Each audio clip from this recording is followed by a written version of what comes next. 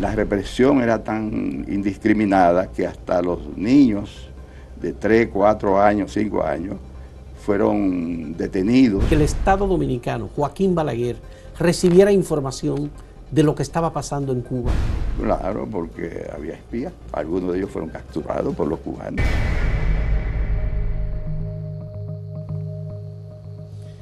El doctor Manuel Matos Moquete es parte de la memoria intelectual histórica importante de República Dominicana. Está viviendo fuera del país, pero ha sido un académico importante. Trabajó muchos años en Instituto Tecnológico Santo Domingo, INTEC, que publicó 10 de sus libros. Además, el Instituto Politécnico de Santo Domingo, INTEC, es la institución a través de la cual don Manuel Matos Moquete trabajó el tema del discurso político en la historia de República Dominicana. Son varios los volúmenes que se publicaron sobre este asunto del discurso de los políticos en República Dominicana. Claro, a Manuel se le conoce fundamentalmente por su libro Camaño, La última esperanza armada, una experiencia que fue en la que tuvo su último compromiso político, precisamente con Francisco Alberto Camaño, o Francis. En el año 2019 fue Premio Nacional de Literatura y en su vida política pasada fue desde muy joven, desde los 17 años a la caída de la dictadura de Trujillo, fue un militante buscando la causa, digamos, los caminos de la libertad. Le agradecemos que haya aceptado esta conversación, lo hizo públicamente, porque tuvimos una entrevista a mediados de este año y fue virtual, acordamos que la íbamos a sostener de frente, cara a cara. Así es. Y así fue, y aquí está don Manuel Matos Moquete, a quien le agradecemos que luego de haber regresado en su viaje programado que tenía para finales de octubre, ha hecho la llamada de recordación y le agradecemos extraordinariamente que estemos juntos.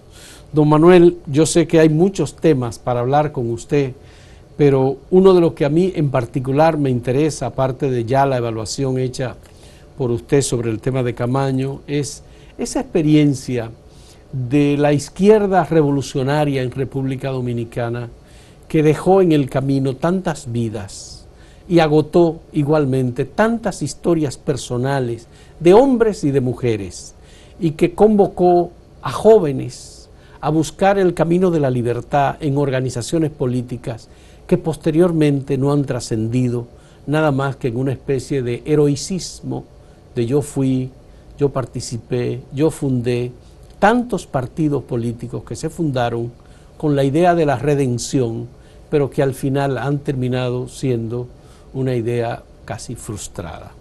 En ese sentido, ¿cuál es la lectura que un intelectual de su calibre puede hacer de este sueño de libertad en República Dominicana? Gracias, Fausto, por la invitación. Me siento feliz, encantado de conversar contigo y también de conversar con tu público sobre ese tema y cualquier otro.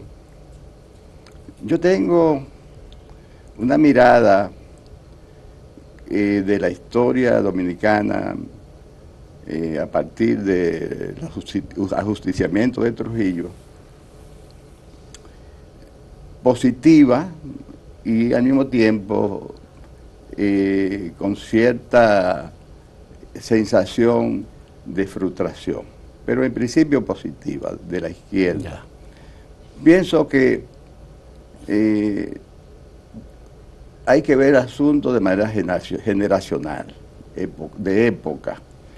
No es alguien que se dispuso a inscribirse en un grupo de izquierda o del centro o de derecha, sino que se dio el fenómeno de la muerte de Trujillo y bueno, después de 30 años de dictadura, este país estaba prácticamente huérfano de libertad, de democracia, de instituciones, y todo lo que teníamos de determinada edad en aquella época no importa la tendencia política que fuere, se movilizaron, todo el mundo se movilizó generacionalmente. Entonces hubo todos los matices, hubo de izquierda, hubo de centro, hubo de derecha, hubo el PRD, hubo el 14 de junio, hubo Unión Cívica Nacional y otros partidos de diferentes tendencias. El país se movilizó totalmente, llegaron los exiliados políticos, llegó Juan Bosch, y empezaron a movilizarse todas las fuerzas políticas y sociales del país. Y nosotros éramos parte de ese contexto, no éramos alguien al margen. Y entonces, claro, hubo una decantación paulatina y sobre todo en la polarización que había entre izquierda y derecha. Pero en el caso de la izquierda, no fue la izquierda la que convocó a la revuelta de abril de 1965, fue el PRD con Peña Gómez a la cabeza. La izquierda estaba ajena a ese movimiento. Y en el caso mismo de la izquierda tenía una posición contestataria contra el gobierno del profesor Juan Bosch. Serios cuestionamientos, no participó ni siquiera en la elección. Entonces, ¿qué pasó? ¿Eso fue lo que llevó a que el 14 de junio fuera desapareciendo? ¿A que el Partido Socialista Popular fuese también extinguiéndose? ¿Y a que surgieran nuevas propuestas nacidas de esas organizaciones? El caso del PCD o el caso de... habría que... el Línea Roja del 14 de junio, Bandera Proletaria, el mismo Movimiento Popular Dominicano. En una sociedad hay dos cosas que uno tiene que analizar. Primero, los temas políticos, los temas de libertad y los temas de democracia. Y luego hay que analizar las fuerzas organizadas. A veces quien crea el tema no es quien dirige, pero vamos a decir que el contenido, en gran parte del contenido de esas luchas, tanto de los partidos de izquierda o derecha, fueron planteados por fuerzas de transformación, entre ellas la izquierda. Por ejemplo, si uno ve que busca la historia, se da cuenta que el tema de la libertad es un tema fundamental. Entonces la izquierda está asociada y dio sus esfuerzos, trabajó mucho en ese tema, hasta se sacrificó mucho por el tema de la libertad, el tema de democracia también, el tema de organización de la sociedad. Ahora, eran fuerzas políticas emergentes, casi todas, porque el 14 de junio, recién en el 61, acababa de salir de la clandestinidad y se inauguraba. El MPD llegó del exilio y estaba comenzando. Y los otros partidos también se reestructuraron. No tenían líderes conocidos, muy importantes, no había un Juan Bosch, ni siquiera un Viriato Fiallo en la izquierda, el más conocido era Amador Tavares Justo. Es decir, es un tema de organización y de liderazgo, pero el contenido de la lucha, tanto del PRD como de los demás partidos, eran un contenido compartido. Y entonces, en esa parte, yo sí creo que la izquierda dio su gran aporte. No logró liderar nada, ni organizar nada, y luego poco a poco se fue diluyendo, y todo lo contrario, se fue adhiriendo a las fuerzas más centristas o conservadoras. Pero eso no quita que la agenda de la democracia, de la libertad, de la conquista dominicana desde el punto de vista social, la izquierda dio muchos aportes y además muchos héroes y muchos mártires. Porque la gente no piensa a veces que los héroes y los mártires también son positivos en una democracia, en una sociedad, porque sin eso, ¿cómo se construyen las naciones? Entonces, uno estigmatiza, uno dice, bueno, pero lo mataron a todos, bueno, pero eso es parte de la lucha para lograr un espacio que hoy por lo menos tenemos, y que podemos decir que tenemos una libertad, una democracia con las características propias que hoy... ¿Se puede decir que la democracia que tenemos hoy, con las virtudes y limitaciones que tiene, es el resultado de ese esfuerzo? De toda la sociedad dominicana, claro está, no solamente de la izquierda, porque está el PRD, incluso de Unión Cívica Nacional, porque yo he notado que, por ejemplo, Viriato Fiallo y Unión Cívica no sale en la historia, pero todo el mundo prácticamente era cívico en una época.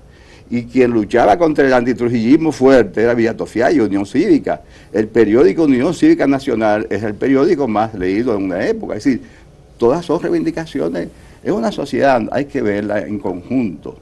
La gente tiende a separar y a buscar cuáles son los elementos de manera aislada. No, es que es una coyuntura histórica. Es como si hoy usted me dice, pero y la educación y el trabajo. Bueno, ese es un tema social completamente integral para toda la sociedad, y ahí todo el mundo está pujando, haciendo su aporte, los empresarios, los trabajadores, los estudiantes. Es decir, no podemos ver una sociedad segmentada en que tú eres de izquierda y tú eres de derecha sencillamente, ¿no? Hay agendas que son fundamentales. El resultado de la Revolución de Abril del año 65, con una intervención militar de Estados Unidos, fue dejar instalado en el gobierno en el 66 a Joaquín Balaguer. Joaquín Balaguer gobernó esos primeros 12 años seguidos, sin libertad para elección, porque en realidad en el 68, en el 70, en el 74 y en el 78 fueron muy limitados los procesos electorales. ¿Cómo juzga usted, don Manuel Matos, la forma de gobierno del doctor Joaquín Balaguer en esos 12 años? Juzgo primero la sociedad. Estamos en una sociedad todavía en búsqueda de democracia, muy incipiente, que comenzó con el gobierno del PRD de manera ya orgánica, y luego se fue truncada por el golpe de Estado, luego llegó la Guerra de Abril, parte de ese proceso, y luego, después del 66, y cuando Balaguer gana las elecciones, entonces es una etapa de ese proceso de búsqueda, de frustración que no se conquistó, y entonces en ese segmento de 12 años nos enfrentamos entonces fuerzas conservadoras, fuerzas más progresistas, y bueno, el gobierno de Balaguer fue un gobierno muy autoritario, casi dictatorial, pero la izquierda también tenía características similares. Es decir, una izquierda que todavía no tenía experiencia democrática y pensaba solamente en lucha armada, en conspiraciones, en derrocar el gobierno. Y bueno, entonces dos tipos de estilos que eran prácticamente similares, uno en el poder, uno en la oposición, y entonces la sociedad entonces se volvió prácticamente una guerra, una catástrofe. La izquierda dio su parte, siguió su agenda por la lucha de la libertad, cometiendo todos los errores que todos se conocen, tiene su mérito, tiene sus logros desde el punto de vista de los aportes que pudo hacer a la democracia, y Balaguer fue siempre un abanderado del conservadurismo, con sus luces también, porque planteó también temas fundamentales que después han continuado, pero era un gobierno demasiado retrógrado todavía, muy apegado al modelo del pasado, de Trujillo, y sobre todo de una visión muy conservadora de la democracia, que prima sobre todo por la seguridad, por la represión, en lugar de crear espacio. ¿Usted vivió esa época de la táctica Hilda Gotró dentro del movimiento popular dominicano? No, ya estaba fuera del país. ¿Ya usted estaba fuera? Sí, ya estaba fuera del país. Ya. Conozco porque he leído y he trabajado. En el año 69 se aprueba la Hilda Gotró. Sí.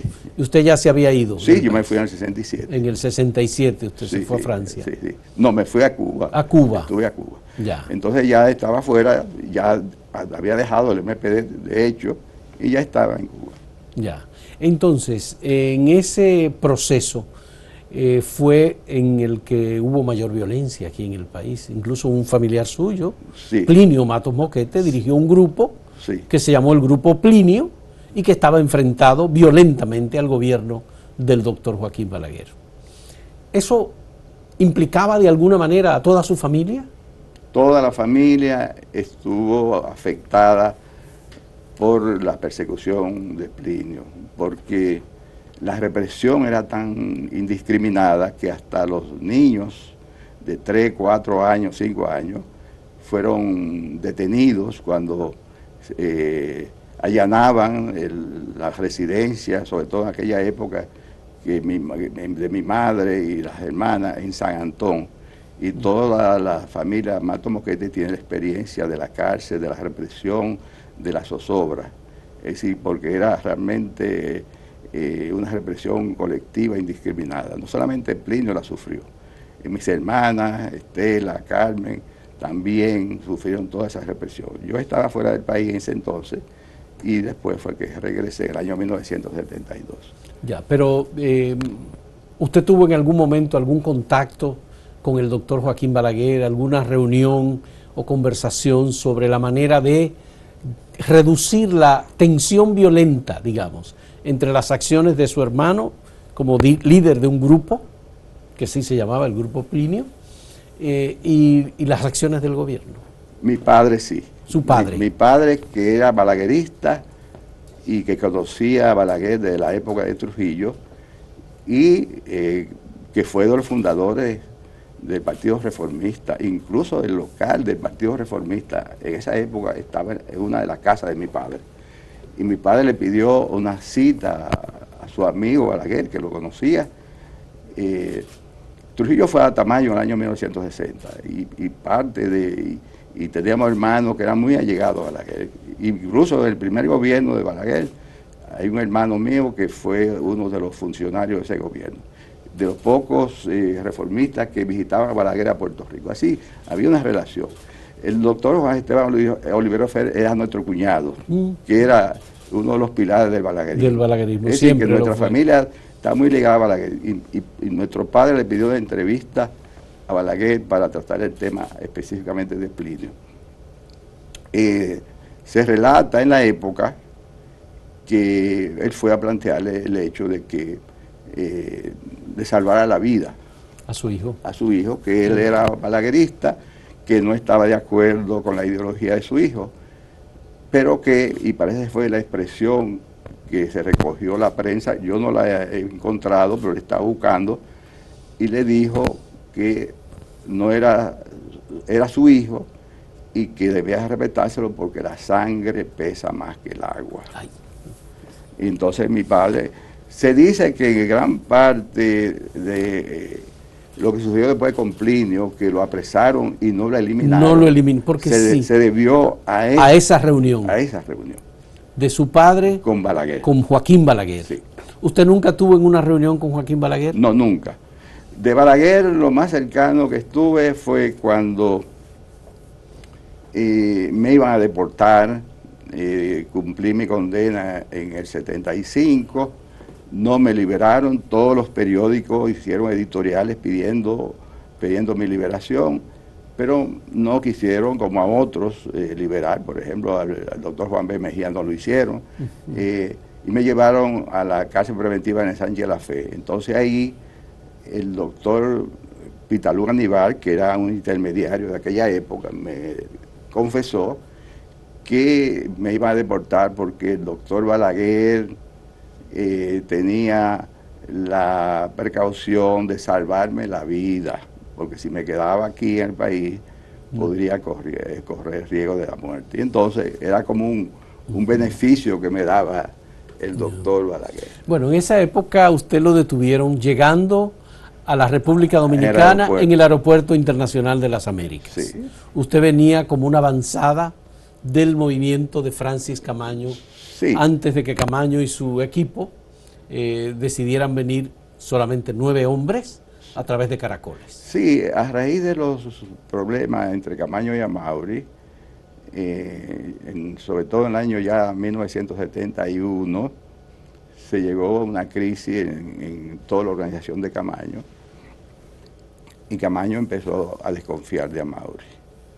Y entonces empezó a buscar salidas, porque la base de apoyo de Camaño en el país era Amaury. Y entonces, y entre esa salida era como enviar gente, personas, me envió a mí, después envió a Melvin Mañón, después, para continuar tareas, gestiones, para poder cómo reactivar el frente interno aquí en el país, mientras él estaba planificando la lucha guerrillera hacia la montaña. Entonces yo vine en una de esas misiones. Bien, vamos a hacer una brevísima pausa y cuando retornemos hablamos de precisamente esa misión y lo que eso representaba, aparte de que Camaño estaba recibiendo mensajes contrario a su idea de venir al país. Sí. Y tengo testimonios varios en ese sentido. Hacemos una pausa en este diálogo con el doctor Manuel Matos Moquete.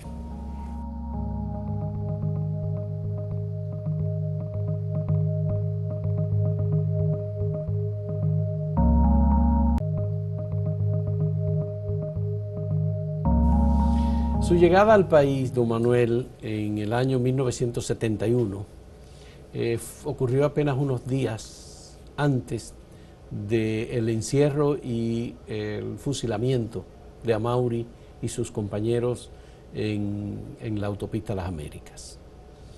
Ese proceso, digamos, traumático y difícil, porque en definitiva fue como prácticamente un encierro y una muerte dictada contra Amaury y Germán Ariztí, se vivió muy de cerca en Cuba, sí, por claro. Camaño y por su equipo. Sí, sí. Pero a Camaño mucha gente le dijo, fueron enviados desde aquí.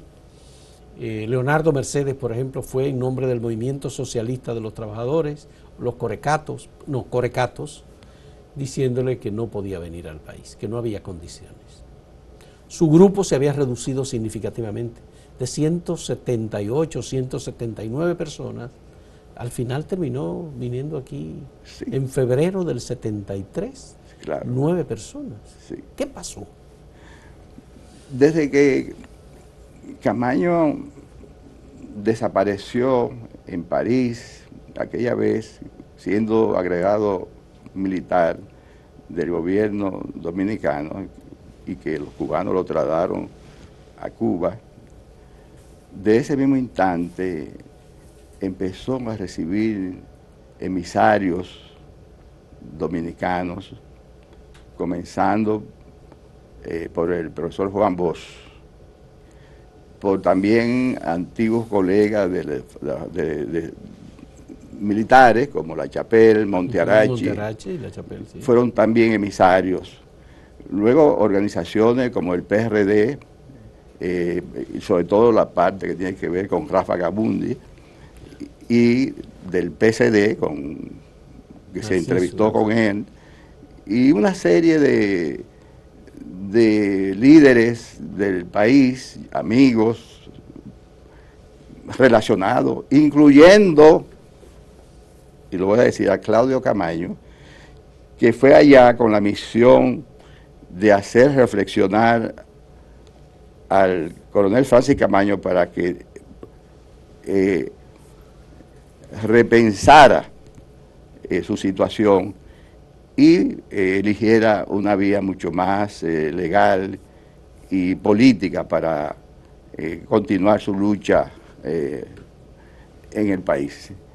Y luego, todas esas gestiones, ninguna prosperó, porque Camaño tenía una personalidad muy decidida, muy afirmada, tenía su creencia, estaba dispuesto, hasta el punto que una vez nos confesó, cuando ya el movimiento estaba en un proceso de deterioro ya inevitable, que si él quedaba solo, él se alzaba solo.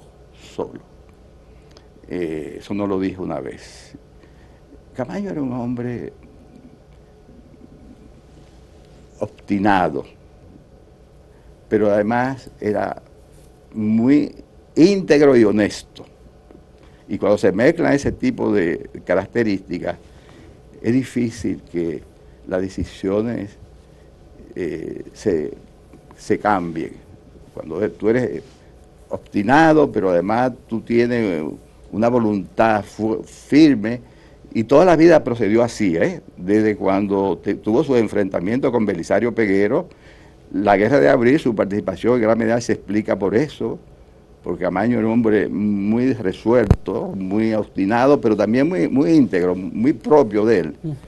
Y entonces se hizo, y además tenía un componente que, quiero decirlo, Camaño no era político, porque aunque tú seas obstinado y honesto, sí eres político, porque la política es un arte de tú saber el momento y de adaptarte al momento para lograr el poder. Pero él no era político, era militar. Pero gente como Hanle Hermann, Eberto Lalane José, el mismo Claudio, estas personas que les acompañaron a él, ya 9 personas nada más, aún así, en ese grupo no hubo una posibilidad de que alguien dijera, oye, con 9 gente no es posible. Lo que pasa, Fausto, es que Camaño era el héroe de la Guerra de Abril. Él tenía un estatus real o mítico que todo el mundo respetaba. Y el que no lo respetaba se iba. ¿Tú sabes quién no lo quiso respetar? Andresito Ramos Peguero. Andrés Ramos Peguero. Que quiso al inicio, cuando él nos reclutó, él reclutó a los catorcistas, encabezados por Amario, después reclutó a los ex MPDistas, donde estaba yo, estaba Melvin y estaba Ramos Peguero. Pero él no pudo llegar a un compromiso con Ramos Peguero, porque Ramos Peguero era capitán del ejército rebelde en Cuba. Andrés Ramos Peguero. Sí, era capitán del ejército. Sí, trabajó con el comandante Almejeira y le reconocieron ese rango. Entonces, cuando Camaño llegó, que le propuso a Andrés Ramos Peguero, él quiso compartir con él el mando. Y Camaño no quiso. Y entonces Ramos Peguero no participó, regresó al país con su proyecto propio y lo mataron aquí en Santo Domingo. Entonces, todos nosotros, los que llegamos de partidos o de independientes o compañeros de Camaño, íbamos detrás del héroe. Del héroe de Abril. De Abril, de esa lumbrera. Y en Cuba era tratado por Fidel y por el aparato en ese estatus, salvo al final, cuando se fue deteriorando las relaciones y que los cubanos fueron cambiando de opinión, que ya los rebajaron tanto que ni siquiera Fidel los recibía. Pero desde el principio él era considerado un héroe y tenía el protocolo era del héroe, del héroe de Abril. Y en todos los encuentros eso era. Entonces, Hanle Hermann era amigo de infancia. Porque se crearon en el mismo barrio. En el mismo barrio. En una calle y otra, sí, donde nació Camaño. Exacto. Claudio era el primo que siempre siguió a Camaño, de la revuelta, de la lucha contra Belisario, después la revuelta de Abril. Claudio lo cuenta en su libro, es decir, era un segundo de Camaño siempre. Alfredo Pérez Vargas era un militante de Bonao. Sí, pero muy joven. Muy joven. Entonces, que los que pudieron influir sobre... Eberto, que era el segundo al mando. No, Eberto entonces era el segundo. El Fiero. Sí, el Fiero era la confianza de Camaño. Y la confianza no se separa. No se separa. No. Fue el enviado de Francis Camaño a reunirse con Bosch en Benidorm. Claro, sí. Y ahí fue que Bosch le dijo que no. Que no por las condiciones físicas que tenía. Exacto, sí. Eso es lo que se ha dicho. Sí, ciertamente, que Bosch le manda a una persona. Pero también le dijo que el proyecto de Camaño no era viable. Que no era viable. Que no era viable. Entonces, sí, la posición de Camaño era irrevocable. Lástima que así sea, porque los fenómenos habían cambiado en términos internacionales. ¿Se puede interpretar que lo que usted me está diciendo es que Camaño sabía que venía a una inmolación? Creo que sí, que es parte de su personalidad, de su carácter, de su convicción de que él tenía un compromiso, porque como militar no tenía ninguna posibilidad y lo conocía porque ese no era el proyecto original de él. Es decir, ese resultado no fue lo que él planeó, fue lo que resultó. Cuando en el último segmento de la organización se dividió en dos y uno se fue para un lado y otro se fue para el otro y entonces se quedó solo. ¿Y por qué se deterioró la relación entre Amaury y Camaño? Porque era un proyecto que estaba montado de manera muy precipitada primero. Camaño llegó sin nada, llegó solo. Entonces empezó... Cuando llegó, usted dice llegó sin nada desde París a Cuba. De París a Cuba. Sin nada, solo. Solo. Sí. Entonces no tenía organización ninguna cuando llegó. Entonces empezó a través de los cubanos a contactar a los que estábamos en Cuba, a reclutar grupos heterogéneos totalmente, que nos habíamos matado políticamente, ideológicamente, en la izquierda, el PSD, el 14 de junio, el MPD, entonces él quiso reunirlos juntos. Sí. Eso es lo primero, o sea, grupos antagónicos y muy ideológicos, todos, discutidores, ese por un lado, que no teníamos una disciplina militar. Ese es el segundo componente. Yeah. Nos convirtió prácticamente, o quiso convertirnos en militares. De hecho, en un momento había que hacer saludo militar en la organización. Entonces él quiso llevar ese grupo tan heterogéneo, hecho de una cantidad de esquemas, de dogmatismo y de sectarismo, lo quiso llevar a una organización militar. Gente que no tenía experiencia militar, ni disciplina ni siquiera, ya no militar, ni disciplina.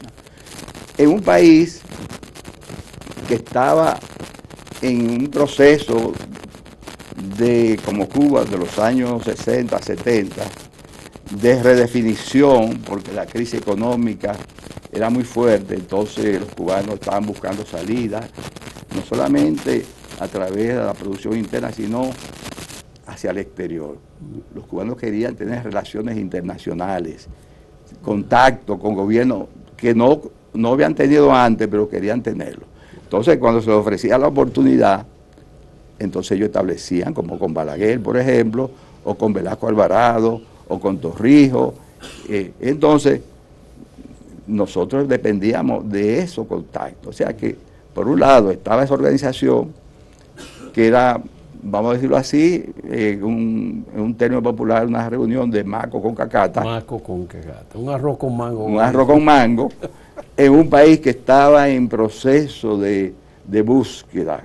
Y entonces que los compromisos que tú hiciste hoy, 2 años después, no lo puedes mantener, como hizo Fidel, que no pudo mantener los compromisos.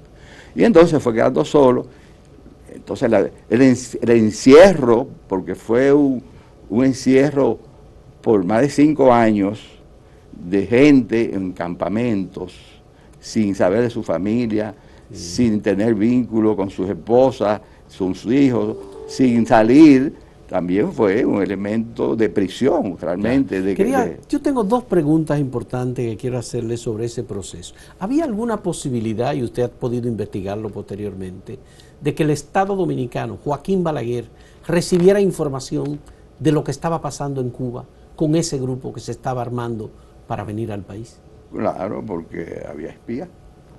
¿En el mismo grupo? En el mismo grupo. Algunos de ellos fueron capturados por los cubanos. Había espías. O sea, y ya no hablo de la CIA, ¿no? Espías en el grupo. En el grupo. En el grupo. Que estaban conquistados, estaban en Cuba. Sí, y fueron capturados. ¿Y qué pasó con esas personas, esos espías? Se apresaron y se quedaron ahí un tiempo. De hecho, había uno que después, yo recuerdo que yo escribí un artículo en El Siglo pidiendo que lo liberaran, no recuerdo bien el nombre de uno de ellos, pero lo apresaban, los cubanos lo apresaban. Lo apresaban. Sí, lo dejaban preso. Bien. La otra pregunta. Es decir, había espías. O sea, había espías. Sí. Bien. En el mandato que usted recibió de Francis Camaño para venir al país en el año 1971, finales de 1971, diciembre. Sí, sí. Sí. ¿Cuál era la orden? Debí llegar en diciembre, pero era Navidad de Alemania, que estaba listo, pero no había vuelo. Tuve entonces que quedarme hasta después del 31 y llegué el día 2. El 2 de enero. Sí, pero llegó. por ese 72. Sí, debí llegar en el mismo 71. ¿Cuál era el mandato que usted tenía de Francis Camaño? Muy sencillo.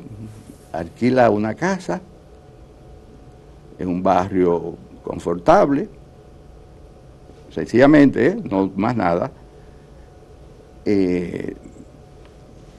Comunica la información a un contacto fuera Eso es lo primero. Espera. Y cuando vea a una persona que llegue irreconocible, solamente lo va a reconocer y se abrió la camisa por la herida que tú vas a ver en el vientre. Francisco Alberto Camaño. Él venía. Él venía. Ese fue de el incógnito, irreconocible. Se había cambiado la cara o se iba a cambiar la cara. La cara, todo. Lo único, el rostro era su herida, que me la enseñó. ¿Y él vino? No vino. No vino. No vino. No vino. La idea era... Porque yo caí preso y yo no, ya, no pude perfecto. cumplir la misión. Yo no pude yo no pude cumplir la misión. Ya. Pero esa era la misión. Nada más. Ya. Y quedarse a esperarlo a él. Esperar, no hacer más nada. Alquilarla con unas características. ¿Y cuánto tiempo usted duró esperando? No esperé porque caí preso. No, ya, verdad, sí. No, ciertamente. Cayó preso. No cumplió la misión. Y tuvo preso hasta el año 75. 75, hasta 1975. 3 años. No cumplió la misión. ¿Su padre también intervino para su puesta en libertad? No, porque el caso de Plinio es mucho más extremo, ¿no? Yo estaba un preso, había muchos presos políticos. Sí, pero era un preso que venía como parte de una avanzada. Sí. Ellos creían cuando me cogieron preso que yo era Plinio y se alegraron muchísimo. Ah, Sí, se alegraron muchísimo. Que apresaron a Plinio, sí. entonces. Y me dice, cuando estoy en el servicio secreto de la policía, con Caonado Reynoso y Moncho Enrique y ese grupito, y Sergio Rodríguez Pimentel, que era el jurídico,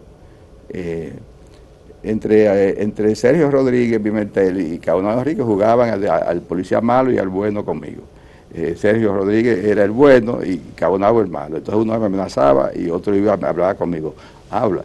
Y entonces yo pensaba que yo era Plinio. Y me confesó, creo que fue Moncho Enríquez.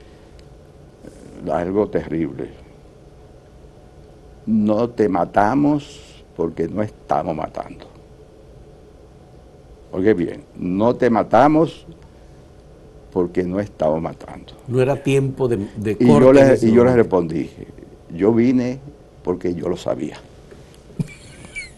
Porque había el cambio de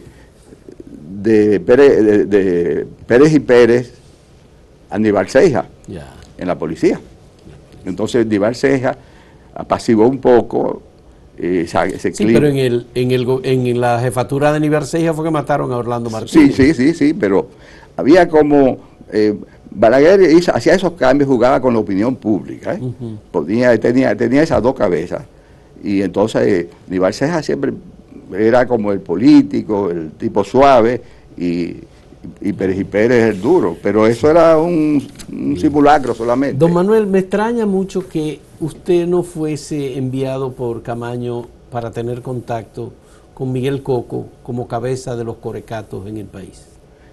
No, porque realmente esas eran relaciones que la manejaba directamente Camaño. Directamente Camaño. Sí, las relaciones con aliados era él.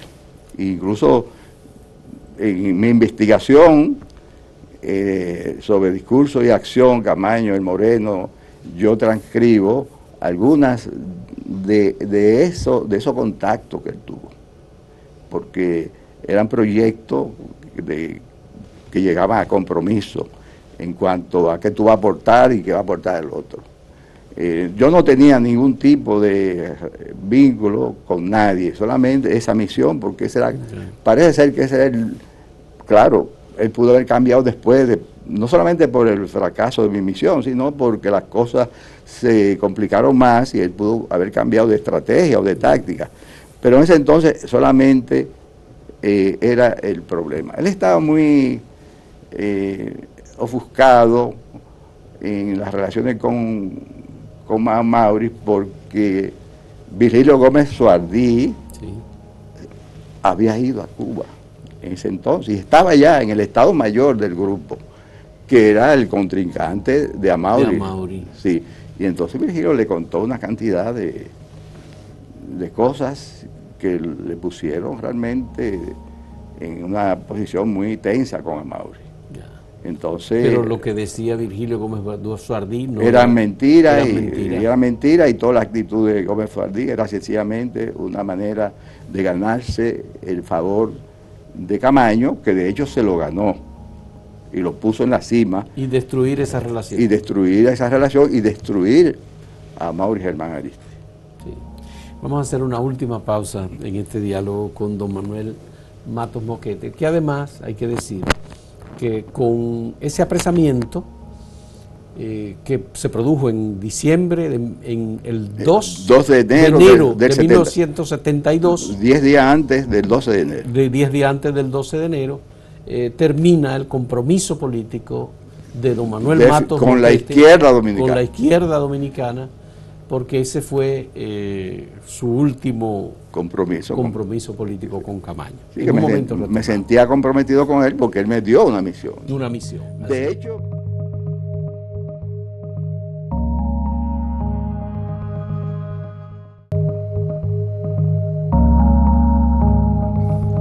Don Manuel Matos Moquete, a mí me gustaría saber, obviamente, si Camaño había concluido como la última esperanza armada para la Revolución Dominicana, usted había finalizado su compromiso y a partir de ese momento usted rompió todo lazo con la izquierda dominicana. ¿Qué significó la muerte de Camaño, la derrota de Francis y Caracoles, la guerrilla de Camaño, para usted en términos políticos? Camaño confió mucho en mí y fue una escuela que todavía la conservo por todos los aprendizajes recibidos. Tener una persona como jefe y sobre todo que te dé la confianza y que te habla y que te transmite todas sus experiencias, yo todavía joven, pues para mí fue un privilegio. Conocí al ser humano que Camaño, yo digo que Camaño fue un hombre que la única característica que tenía fundamental era la honestidad. Estémonos de acuerdo de que se inmoló o no, o estemos de acuerdo, porque incluso es la característica que lo distinguía cuando estaba también en los bandos de las Fuerzas Armadas represivos. Siempre fue honesto, incluso en su lucha fue incorruptible, fue en la lucha contra Belisario y todos los tipos de cosas. Entonces, aparte de esa confianza y esas relaciones personales, él me distinguió para una misión política y militar, que era venir al país. Es decir, que me sentí doblemente comprometido con él, como político, en la organización y como persona. Y entonces me mantuve todos esos años, después que estuve en la cárcel, a la espera de lo que iba a acontecer con Camaño. Cuando llegó, supimos como todo el mundo que había llegado y estaba muy inquieto. De hecho, lo voy a decir, si hubiese permanecido más tiempo, quizá un grupo de la cárcel se hubiese fugado para encontrarlo. En ese grupo estaría yo. Pero no nos dio tiempo a ese tipo de operativo que estábamos ideando. Y cuando lo mataron, ya entonces yo me sentí libre del compromiso con Camaño. Había roto prácticamente con todo el resto de la izquierda, había sido del MPD, ya no era del MPD. De hecho, dejé del MPD cuando me fui a Cuba. El Moreno fue a buscarme, cuando el Moreno salió en el 70, quiso entrevistarse conmigo. Cuando salió de la cárcel, sí, aquí por el secuestro de Crowley, que fue a México y luego se fue a Cuba. Sí. ¿O él no se fue directamente a Bruselas? No, a París y después a Bruselas. No, fue a Cuba. Él fue a Cuba primero. Y de Cuba, los cubanos quisieron convencerlo de que se involucrara en los aprestos de Camaño, pero ya estaba divorciado de esa visión guerrillera y foquista. Pero él quiso verme, porque él y yo teníamos una relación, además que nunca le anuncié porque yo fui a una misión del MPD, a Olas, a Cuba. A Cuba. Lo que pasa es que me quedé, no voluntariamente, sino porque se descubrió mi nombre verdadero, entonces me quedé exiliado allá, y entonces llegó Camaño, ya me comprometí con Camaño. Ahora que usted menciona olas, y perdóneme, me gustaría saber, en esa reunión importante de olas que hubo en Cuba, ¿eligieron algún dominicano en una posición relevante para olas? A Mauri Germán Aristi. A Mauri Germán Aristi. Sí. ¿Fue electo? Sí, fue electo como vicepresidente de olas por dos razones, y quiero aquí aclarar bien este caso. Primera razón, porque en la época en que se celebró olas, estamos hablando de 1967, República Dominicana, sobre todo a la luz de la guerra de abril, era el país después de Vietnam que había cultivado la imagen del pueblo heroico principal, a tal punto que Fidel Castro nos recibió a la delegación completa y le hizo un homenaje a los dominicanos. Eso es lo primero, ¿eh? Esa es la primera razón. Santo Domingo era un símbolo de resistencia. Sí. Segundo, lo voy a dar en ese mismo orden, son tres, en ese mismo orden. La delegación dominicana estaba compuesta por tres partidos. Estaba el 14 de junio, que encabezaba Mauri, y otros que llegaron después. Estaba el PCD, que encabezó José Israel Cuello, y otros que llegaron después. Y llegó el MPD, que encabezaba yo, que fui enviado directamente, más otros que se incorporaron, que estaban allá, incluyendo Tácito Perdomo y Melvin Mañón. Cuando se pidió que eligiéramos un representante, ¿a quién podían elegir en esa trilogía? ¿A un PCDista o a un MPDista? Que nunca se llevaron bien. Eran unos revisionistas y otros eran maoístas. Entonces, el 14 de junio quedaba en el centro. Se eligió a Mauri en esa coyuntura. Entonces, esa es la segunda razón, que a Mauri quedó primero porque República Dominicana era un símbolo de resistencia. Segundo, porque no había posibilidad de que fuera un MPDista ni un PCDista, sino un catorcista, que estaba en el centro. Y tercero, por el valor propio de Amaury. De Amaury. Es decir, pero lo quiero decir en ese orden, para que conste en la historia cómo fue, por qué Amaury fue electo vicepresidente de olas. Por casualidad, Orlando Martínez no resultó electo en una de las posiciones importantes en esa reunión de olas. No lo recuerdo, no recuerdo a Orlando Martínez que estuviese en una posición. Porque él fue de los delegados por el Partido Comunista Dominicano. Sí, no, porque, bueno, sí, en las comisiones, en las comisiones nos distribuimos, pero yo digo que la más relevante es que fue vicepresidente de olas. Sí. Porque hay una versión de que una de las razones de la muerte de Orlando Martínez supuestamente habría sido asesinado por haber pertenecido a la dirección de olas electo en ese momento. No.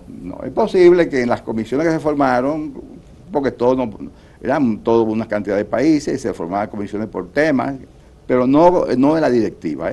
Amaury era el único que estaba como vicepresidente, que es un cargo fundamental en esa organización.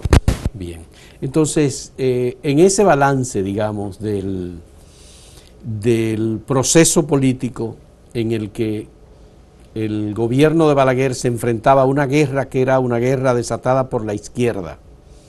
Hubo asesinatos, hubo crímenes, apresamientos, tortura. Caunabo Reynoso fue el que le dijo a usted que ese momento no era un momento de matar. Moncho Enríquez le dijo que no era un momento de matar y que por eso no lo mataban. Dijo, no te matamos porque no es un momento. En este momento no estamos matando. Ya había pasado la época del chapeo, de toda esa tortura, era como un momento suave. Y de hecho, en la cárcel, cuando caí preso, te amenazaban y te desaparecían también, porque nunca se dejó de matar. Porque después sí se siguió matando y desapareciendo gente. Pero él dijo eso, y yo dije, bueno, por eso llegué ahora. Bien. Esas órdenes de matar en ese momento, o antes, eran órdenes de carácter local o eran órdenes de carácter extranjera? No sé si... He visto y he escuchado varias versiones en el sentido de que había una potencia, Estados Unidos, que había intervenido militarmente, le había dado seguimiento a la Guerra Fría, y perseguía izquierdistas en República Dominicana. Yo te lo planteo de esta manera. Nuestro cuerpo policial y castrense era todavía trujillista. Era represivo por hábito, por naturaleza, como lo siguió siendo años después, y todavía hoy no podemos asegurar que no lo sea, porque se ha torturado, se ha matado mucha gente, aún en el periodo en que hablamos de democracia. Entonces, en ese periodo, pues ese cuerpo ya sin órdenes, porque no tiene que recibir órdenes, para que un tipo te torture o te mate, no tiene que recibir órdenes de nadie, ¿eh? Eso es lo primero que te quiero decir. Lo segundo, ya entonces, supongamos que sea así, y bueno, lo segundo es que realmente había una guerra, una guerra civil, un poco diferente a la guerra de abril, en ese periodo de los 12 años. Estábamos realmente enfrentados, sobre todo la izquierda, contra el gobierno de Balaguer, y el PRD también, pero tenía otros métodos. Y por tanto, quien ordenaba matar podría ser de manera tácita o de manera explícita, pero vivíamos en el entendimiento que había que matar. Tú me dices, Balaguer, no, yo no te puedo decir, bueno, pero si lo bueno se le pega, también lo malo tiene que pegársele, porque era en su gobierno. Pero, claro, pero en esa polarización había órdenes de matar del gobierno local. Que encabezaba Joaquín Balaguer. Que encabezaba Joaquín Balaguer. Por supuesto. Tercero, estábamos en la época de la Guerra Fría. Sí. Y allá en la parte internacional, sí, donde la persecución, el crimen, los asesinatos estaban a la orden del día. A Ben Barca lo mataron al Moreno, mataron al otro. Es decir que dar una orden de matar por un organismo internacional también era tan común como entonces. Los derechos humanos que ahora se hablan y se argumentan y que hay grandes informes internacionales, esas cosas no existían en la Guerra Fría.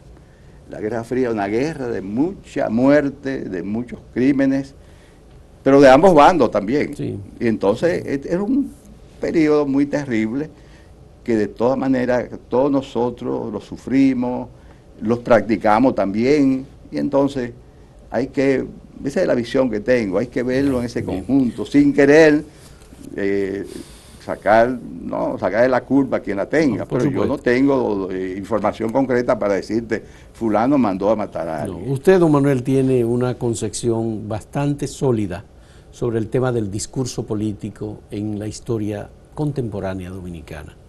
Hay un Balaguer de la dictadura de Trujillo, que fue colaborador de Trujillo, hay un Balaguer de los 12 años y hay un Balaguer de los 10 años. A mí me gustaría saber cuál es el Balaguer que sobresale en esas tres versiones, digamos, en su criterio. Para responderte, quiero decirte que el discurso político dominicano, por todo lo que yo lo estudié y lo manoseé y lo estructuré, reposa, tú dirías, bueno, pero será igual en todos sitios. Bueno, vamos a ver eso aquí, en tres conceptos o en tres conquistas fundamentales. La primera es el Estado de Derecho. Entonces el Estado de Derecho es lo primero que se destaca y que es la primera conquista y lo que se destaca.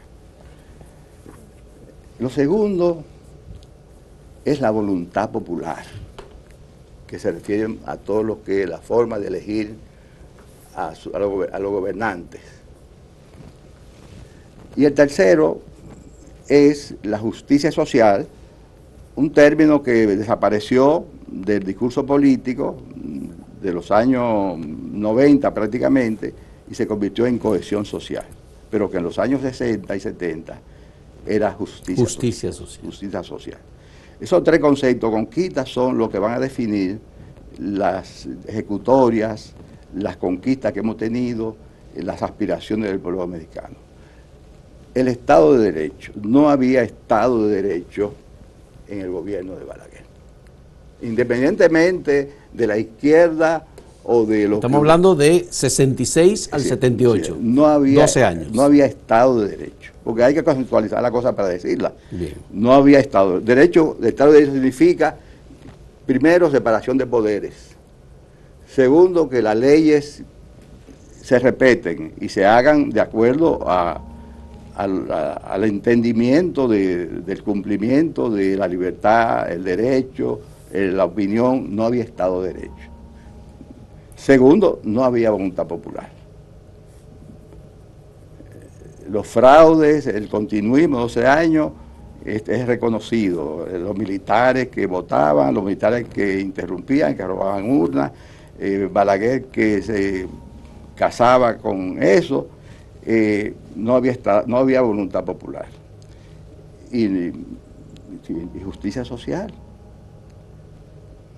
Quizá algunos elementos del gobierno de Balaguer corresponden a justicia social. Inició una reforma agraria, tú dirías, bueno, él desarrolló un clientelismo muy fuerte, por ejemplo, sectores, construcción de vivienda. Balaguer es un político que jugaba con, vamos a decir, con los elementos básicos de la necesidad de la gente, pero nunca satisfizo.